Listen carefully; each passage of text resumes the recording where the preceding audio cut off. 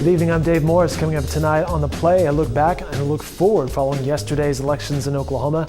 Oklahoma death row inmates have filed a lawsuit and changes coming to Memorial Stadium in Norman.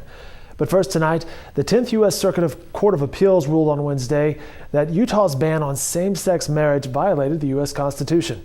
A similar case out of Oklahoma is still pending before the court, but the same principle involved in striking down the Utah law applies to Oklahoma and other states in the circuit. The Oklahoman's Chris Castile reports the court stated the 14th Amendment protects same-sex couples' right to marry.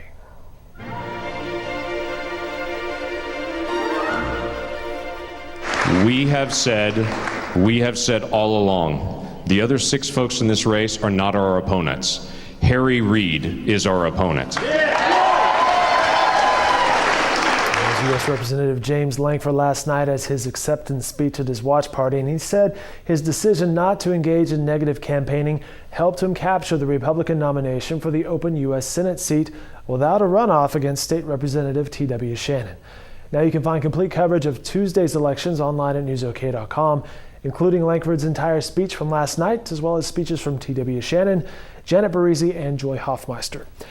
Over a dozen Oklahoma death row inmates collectively filed a lawsuit today, suing the DOC and asking the state to change its execution protocol, fearing cruel and unusual punishment.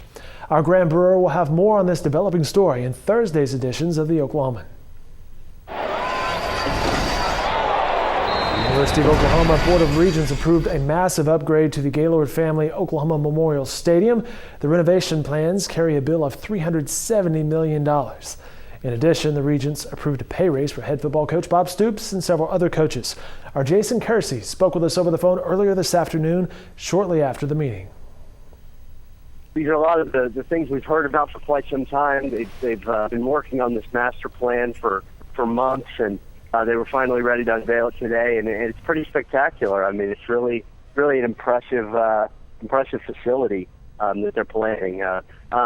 Yeah, he's going to top $5 million, $5.25 million this year.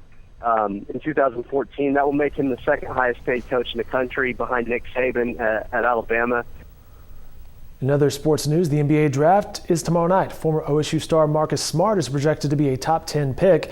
Our John Helsley spoke with Smart earlier today about his excitement surrounding the draft. Man, where do I start? It is excitement, First, I thank God every day for it.